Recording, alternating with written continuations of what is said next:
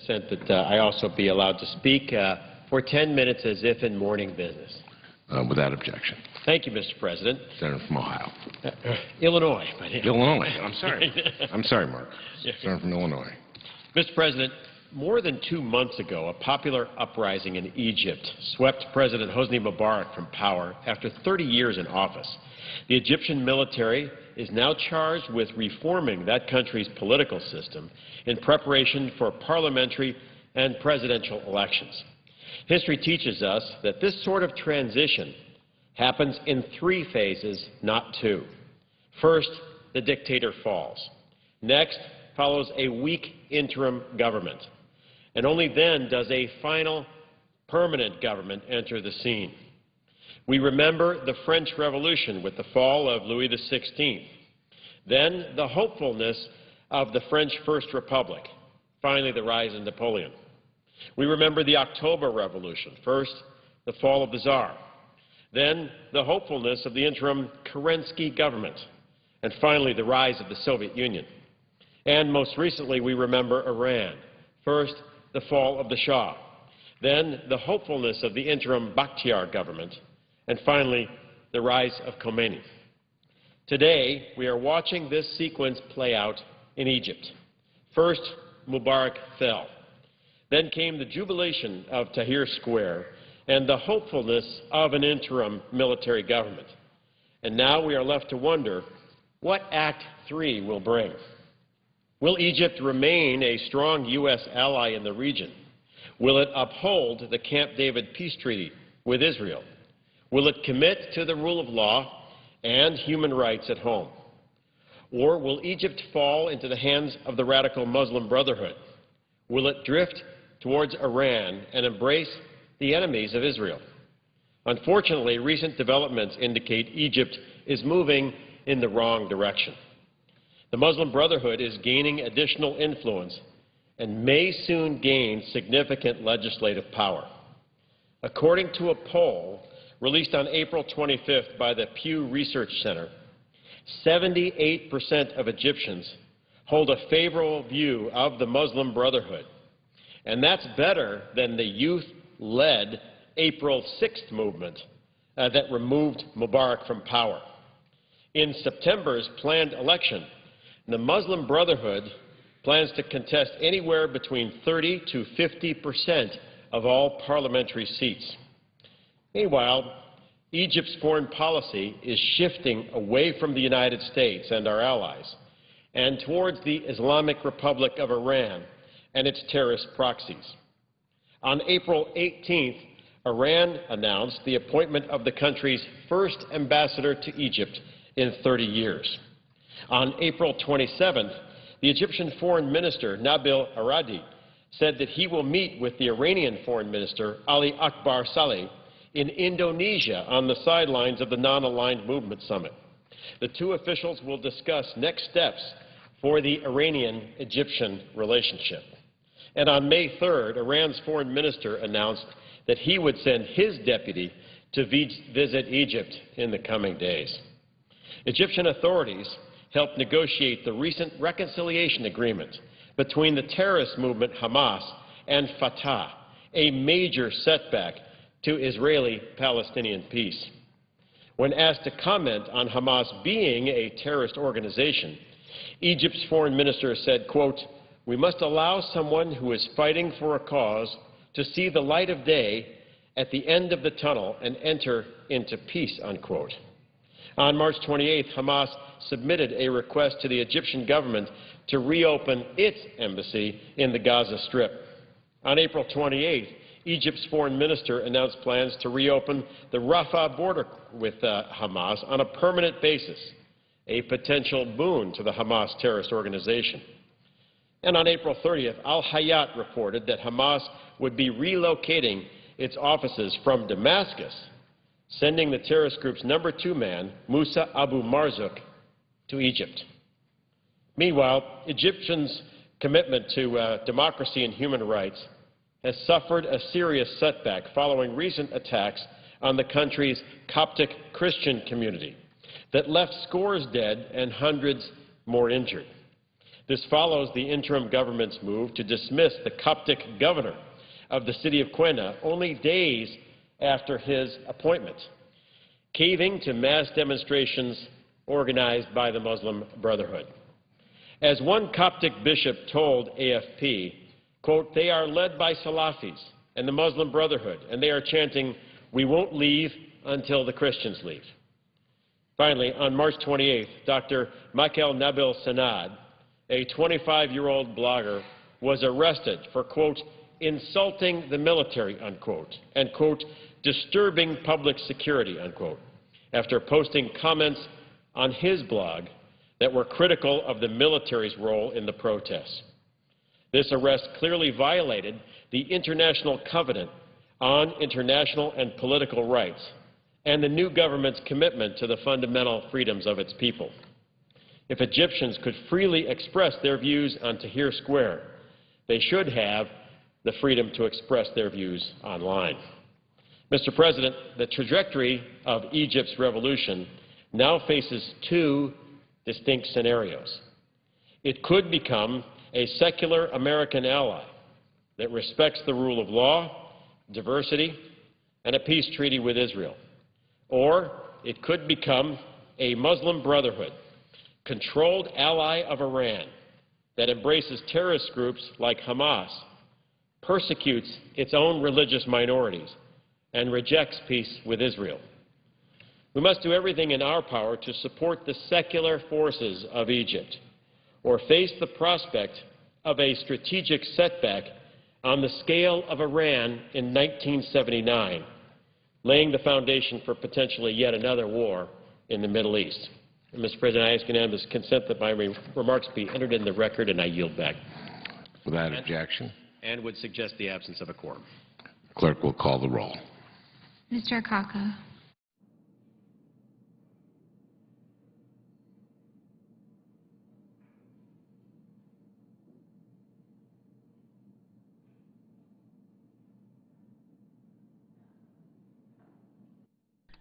A vote on the judicial nomination of Edward Chen for U.S. District Judge in Northern California is scheduled for about 5:15 p.m. Eastern Time here on C-SPAN 2. Happening right now, the President is delivering a speech in El Paso, Texas on immigration.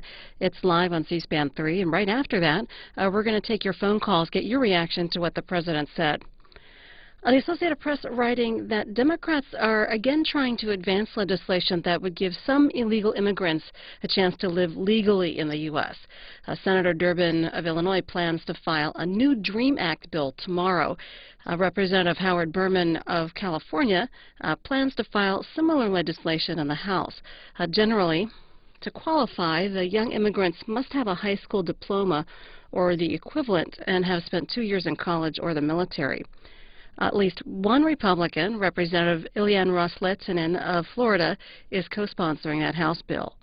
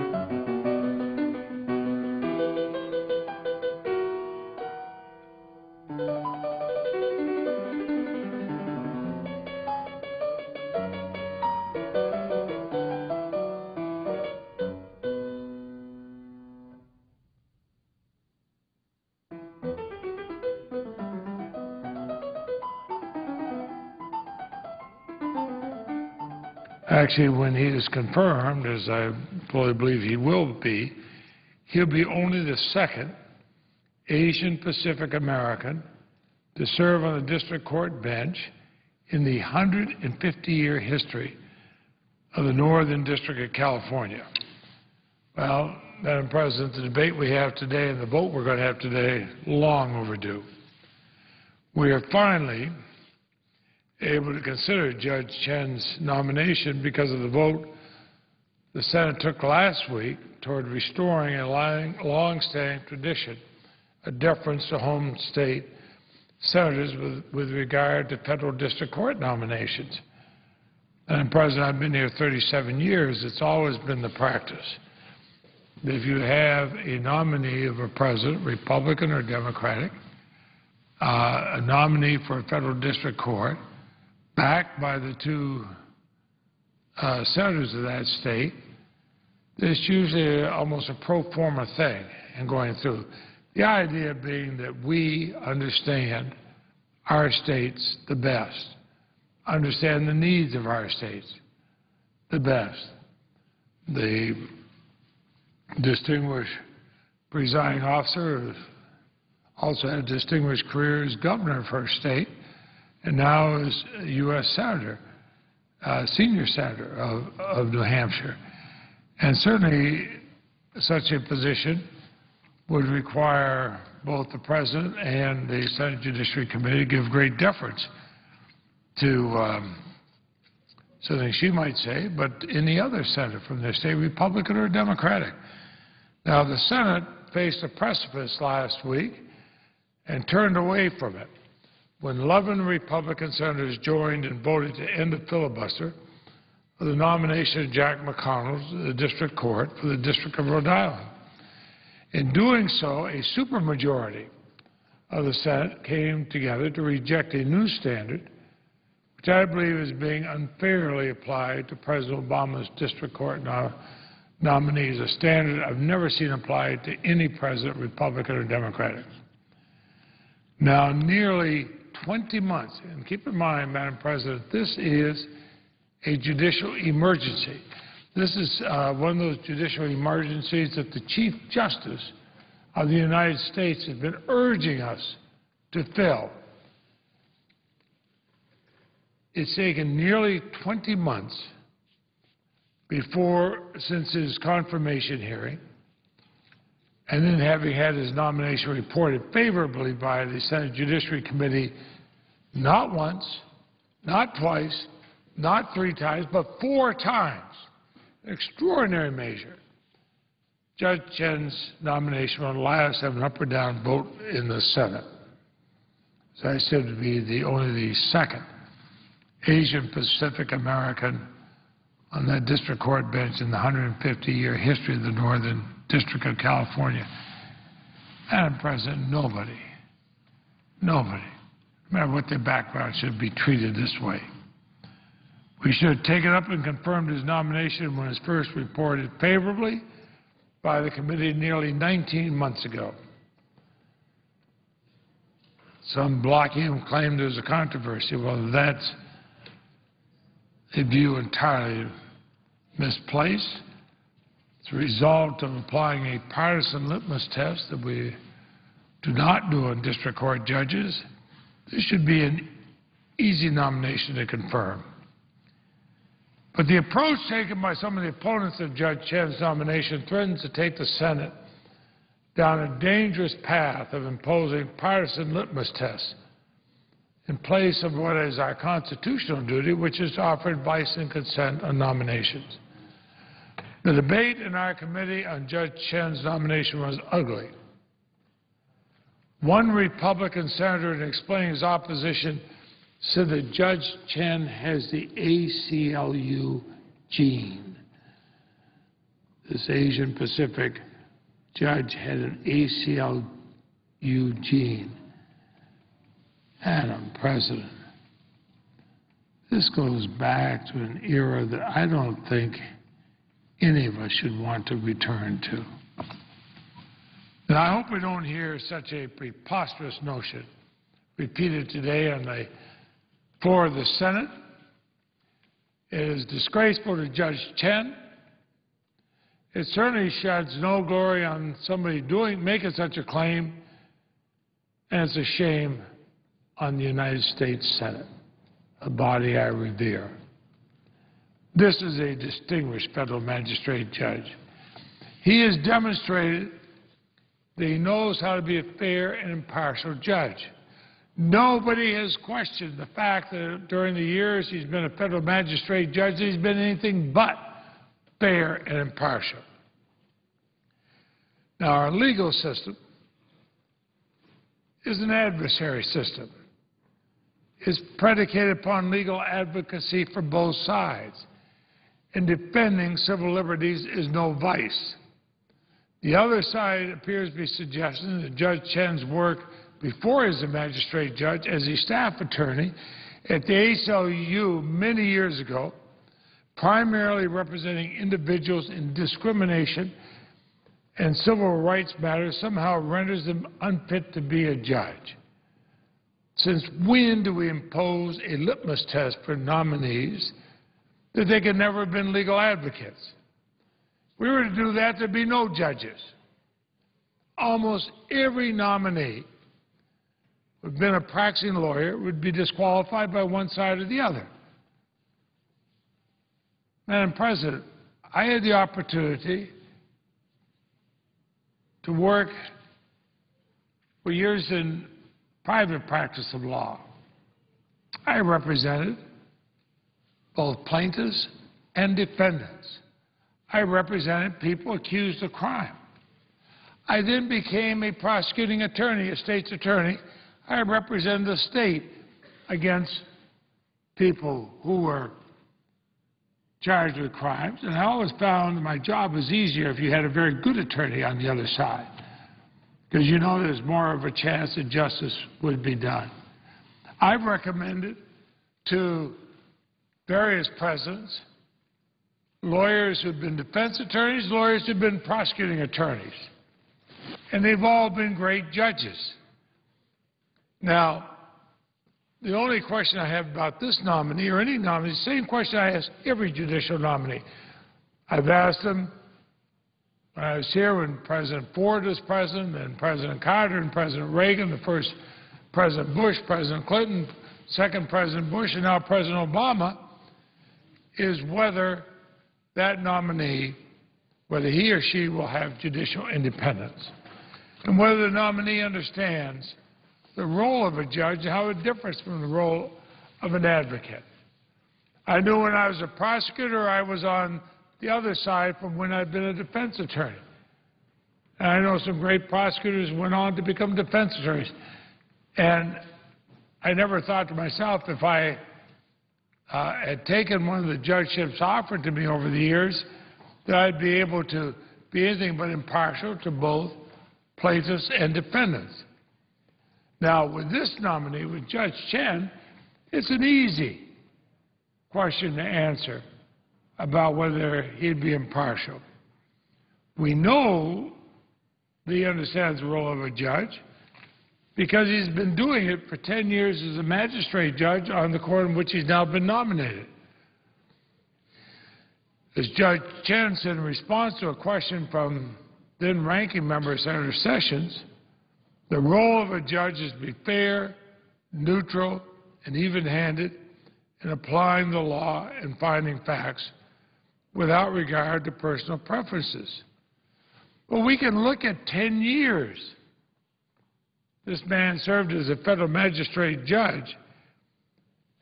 These 10 years resoundingly answered any concerns about bias or partisanship on his part. They showed he had no bias, he had no partisanship, and his testimony before the Judiciary Committee reflects his understanding of the proper role of a judge.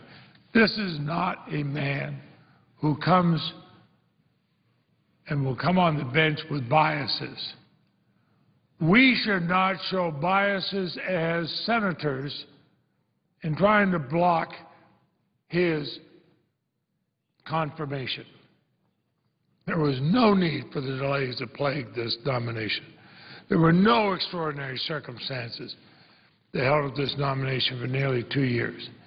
With judicial vacancies at crisis levels, affecting the ability of courts to provide justice to Americans around the country, both plaintiff and defendant, both government and defendant, we should be debating and voting on each of the 12 judicial nominations reported favorably by the Judiciary Committee and pending on the Senate's executive calendar in addition to Judge Chen. No one should be playing partisan games and obstructing while vacancies remain above 90 in the federal courts around the country. Nobody should show a bias toward a nominee based on who they may have represented in the past. I would hate to have a bench made up of those who only represented one side or the other. So I congratulate Judge Edward Chen and his family on what will be his confirmation today. I'll proudly vote for him. And I commend Senator Feinstein and Senator Boxer for their steadfast support of this nominee. Madam President, I suggest the absence of quorum. Is time being divided? Yes, it is. And I ask that time be equally divided during the quorum call. With that, the time is equally divided, and the clerk will call the roll. Mr. Akaka.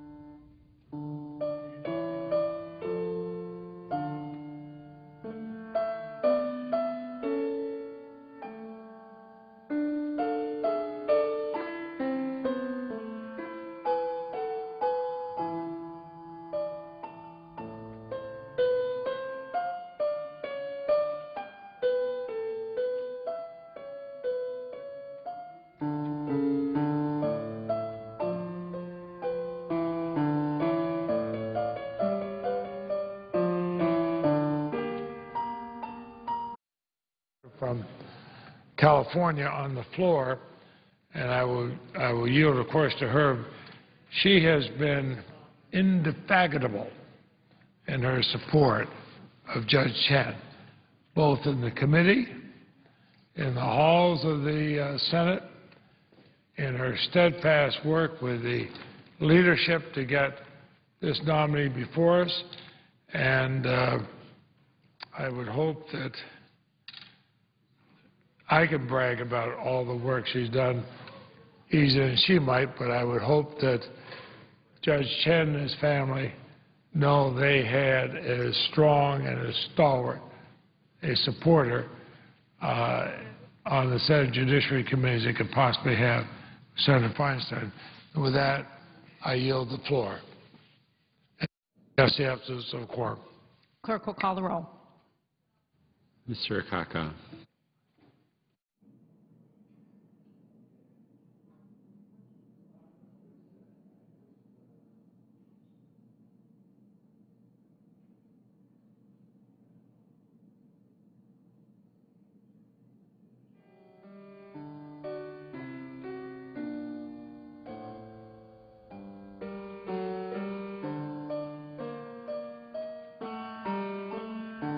Senator from California. Thank you very much, Madam President. I want to thank the chairman. The Senate is in a quorum call. I ask that the quorum call be vitiated. Without objection. Thank you very much. I want to thank Chairman Leahy for his leadership on this particular judgeship.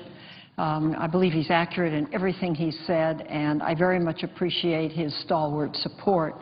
And so I rise to obviously add my support to the nomination of United States Magistrate Judge David Chen to become a United States District Judge in the Northern District of California.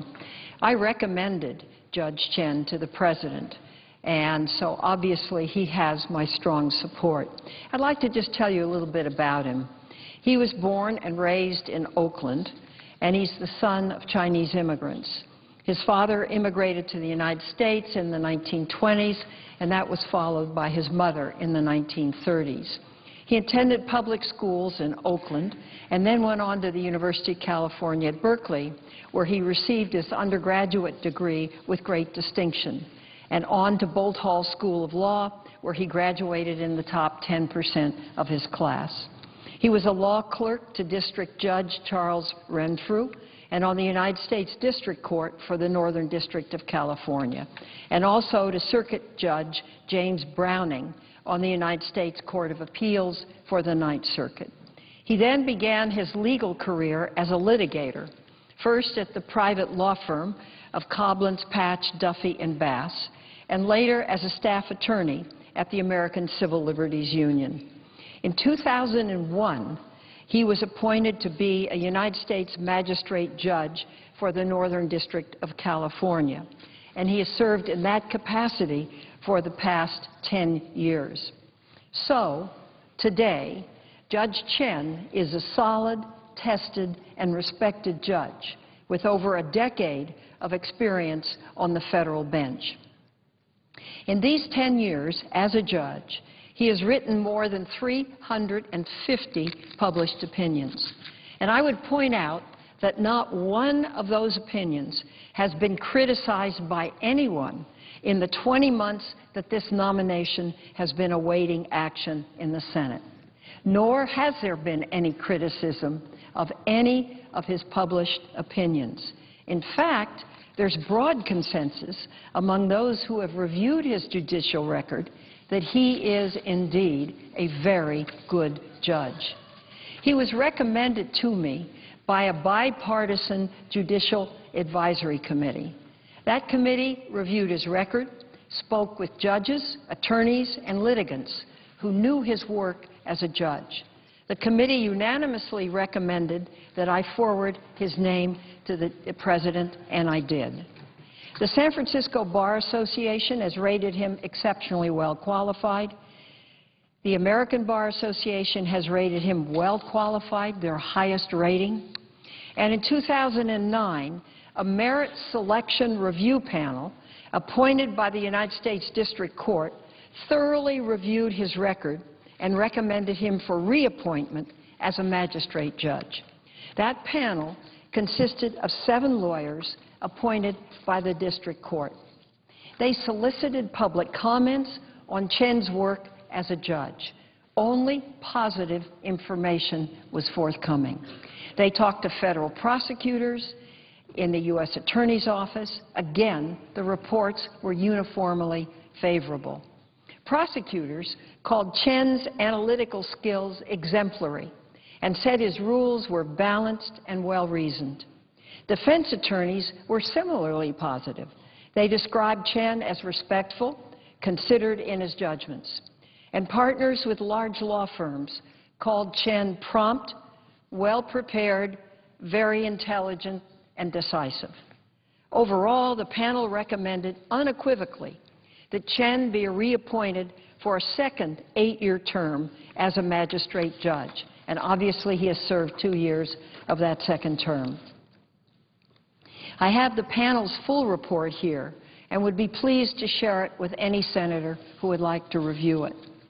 Since Chen's nomination for the district court, the reports that we've received in the Senate from those who know Chen's work as a judge have been similarly all positive.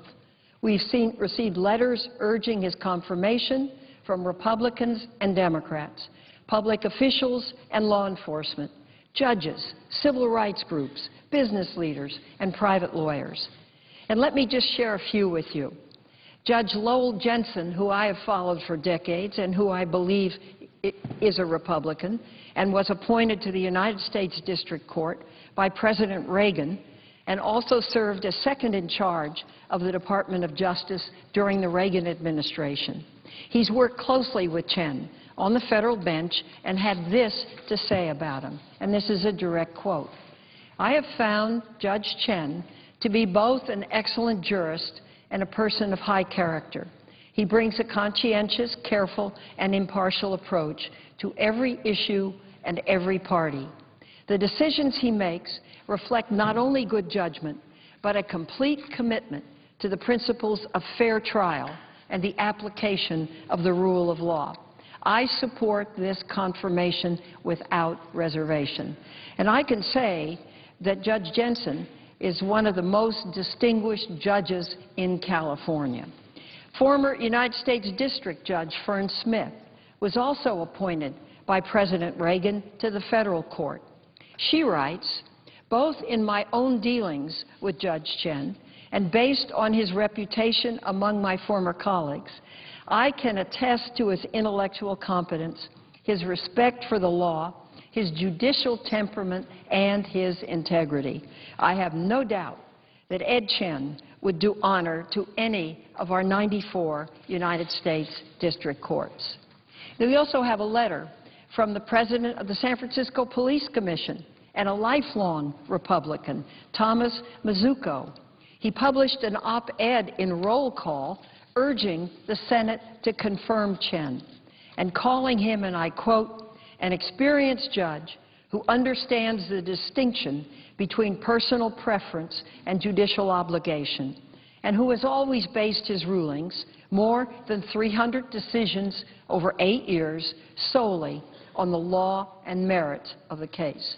San Francisco Deputy Sheriff's Association, quote, "Chen has earned a reputation as an even-handed jurist who is constantly mindful of the role that judges such as himself fulfill in our society and keepers of the rule of law and public trust in our system of justice," end quote. I have over 50 more letters, if anyone would like me to read them. They come from the mayors of San Francisco, Oakland, and San Jose, the sheriff, the city attorney, the former chief of police, and former United States Marshal of San Francisco, the last 10 presidents of the Bar Association of San Francisco, the Congressional Asian Pacific American Caucus, the National Asian Pacific American Bar, and many others. The judgment is clear. Ed Chen is fair. He is impartial. He is an excellent jurist, has been for 10 years, who deserves to be concerned. Now, you come back to Washington, and what happens? Here's the story. Despite this long judicial track record and broad bipartisan support, this nomination has been sitting in the Senate for more than 600 days. The President first nominated Chen on August 6, 2009. That was 643 days ago. Since that time, the minority has required the nomination to be sent back to the President 3 different times. And the Senate Judiciary has had to consider the nomination 4 different times. This is extraordinary. But then the Republicans have an extraordinary search engine. And I'll talk about that in a minute. This is a district court nominee with 10 years of judicial experience, and not a blemish on that. When other judicial nominees have come before the Senate, they've been criticized because they didn't have judicial experience, or because there was no judicial track record to review. Well, here's a nominee who has both. 10 years on the bench, bipartisan support, uniformly positive reviews, more than 350 published opinions, and not a single criticism, not one. But his nomination has been sitting in the Senate for 600 days and sent back to the President 3 separate times. I find this to be a deeply disappointing testament to the situation we face here in the United States Senate today. Let me pose the question that Police Commissioner Mazzucco, a Republican, asked in his op-ed, and I quote, "If Judge Chen, an experienced judge whose judicial record proves he is committed to the rule of law without bias or favor, and who is widely respected by the bar that has practiced before him, isn't qualified for the federal bench, then who is?" And I would echo that. So what happened here? Well, let me take a few moments to address a couple of the attacks that have been made on Judge Chen. First, Judge Chen has been criticized because he worked as a staff attorney for the ACLU long before becoming a judge. No one disputes that. Chen was once an advocate. That's a fact. But he also has a 10-year record to prove that he's made the transition. He was once an advocate. He is now a judge, and a darned good judge. As a coalition of Northern Californian Asian American bar associations wrote, Chen has made a successful transition from a zealous advocate to a balanced and conscientious adjudicator who is committed to the impartial and active administration of justice. Former federal prosecutors from the Northern District of California made the same point. They wrote, "Judge Chen consistently treats all sides evenly and impartially and conducts himself with the utmost propriety, as is fitting for a judge. While we are aware of his previous position as a staff attorney at the ACLU in Northern California 10 years ago or more, Judge Chen does not show favoritism toward the parties or issues before him. The record is available. The evidence is in. Chen understands the unique role of the impartial adjudicator. He knows what it means to decide cases even-handedly, and he has been doing it for 10 years. Let me turn to some speeches that the search engine turned up. Since 2009, the Washington Times and others have used a handful of quotes from speeches Chen has given during his time as a judge to try to paint him as someone he is not. As happens far too often, those quotes have been cut, spliced, and taken out of context. Let me give you an example. The effort to label Chen as a radical is based on a speech he gave to students following the funeral of a man by the name of Fred Korematsu. I want to take a moment to explain Korematsu and the case. Now, some of you may be too young to remember Mr. Korematsu and his fight against Japanese internment during World War II, but I am not. One of the singular experiences of my lifetime was when my father took me as a small child to the Tanforan racetrack. That racetrack was a few miles south of San Francisco. And during World War II, it was taken out of action as a race track and turned into an internment camp. It was fenced with barbed wire. Small buildings line the center portion of the track. This is a better, you can see, here's the racetrack, and here are the buildings. And this is where Japanese Americans were essentially incarcerated for the remainder of World War II. One young Californian, and let me show you, this is, while we have it, this is the order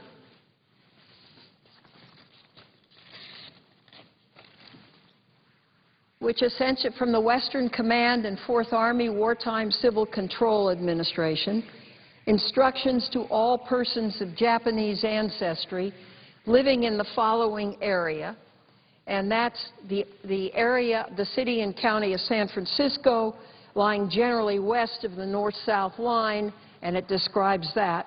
All Japanese persons, both alien and non-alien, will be evacuated from the designated area by 12 o'clock on Tuesday, April 7, 1942.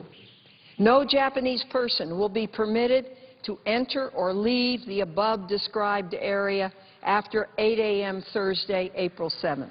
That's over half of the city of San Francisco, without obtaining special permission from the provost marshal at the civil control system. And then they are told where they are to report to the civil control station to receive further instructions. This must be done between 8 a.m. and 5 p.m. Thursday, April 2nd, or between 8 a.m. and 5 p.m. Friday, April 3rd. That's their notice, and they turn up, they get in a bus, and this is where they go and where they remain till the end of the war. One young Californian, Fred Korematsu, challenged the internment. He took his case all the way to the United States Supreme Court, and he argued that the United States Constitution did not permit loyal American citizens to be forced into these camps solely because of their Japanese American heritage, which was the case here. The Supreme Court heard his case, but he lost in a decision that is considered by many to be a black stain on the jurisprudence of our Supreme Court. Decades later, in 1983, Korematsu challenged his conviction again. This time, he was represented by a team of volunteer lawyers, including Edward Chen. This team put forward newly discovered evidence that demonstrated that prosecutors in Korematsu's original case had withheld evidence. Specifically, they had withheld United States government intelligence at the time that indicated that the internment was neither necessary or justified. That was the intelligence at the time. This time, they won. So 41 years after the original internment order, Fred Korematsu's conviction was overturned by the district court. And 4 years later, in 1987, President Ronald Reagan signed into law the Civil Liberties Act, which issued a formal national apology for the Japanese internment. Well, at the time, Chen was speaking to a group, at the time of the case, to a group of students.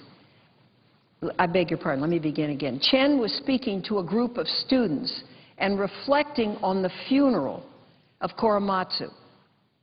And he said that at times he had experienced, and I quote, feelings of ambivalence and cynicism when confronted by appeals to patriotism. Now, he was referring to the internment of Japanese Americans, citizens, for no cause other than they happen to be of Japanese heritage. I would think you could get a bit cynical about that. And see, people that didn't see this don't really believe it ever happened. But it did happen, and it happened here. And this was the condition in which people were kept. And it's just not right. Well, the feelings of ambivalence and cynicism when confronted by appeals to patriotism was the line that some have picked out and tries to use to paint Chen as unpatriotic. But they didn't know the context. Sometimes things that have monumental importance at the time, like the internment of Japanese American citizens without due process, fade too quickly from our historical memory. And so I thought I would bring it back so that this body could understand the total context. This was a very big deal. It was not a proud moment for our country. And this Congress and President Reagan rightfully issued a formal apology for the injustice that was done years later. To take a quote from a speech after Fred Korematsu's funeral and use it to try to imply that Edward Chen does not love his country, it's shameful. It's also flatly inconsistent with the rest of the speech. Chen went on to say that when the congregation sang America the Beautiful at Korematsu's funeral, he was moved to tears, quote, because the song described the America that Fred envisioned, the America whose promised beauty he sought to fulfill, an America true to its founding principles, end quote. Well, Fred Korematsu is no longer with us, but his daughter Karen sent me a letter about Edward Chen, and here are some of his words, of her words, excuse me. My father's belief in our Constitution was unwavering, even when he was treated unfairly. Like my father, Judge Chen is adamant about upholding the Constitution without bias or prejudice.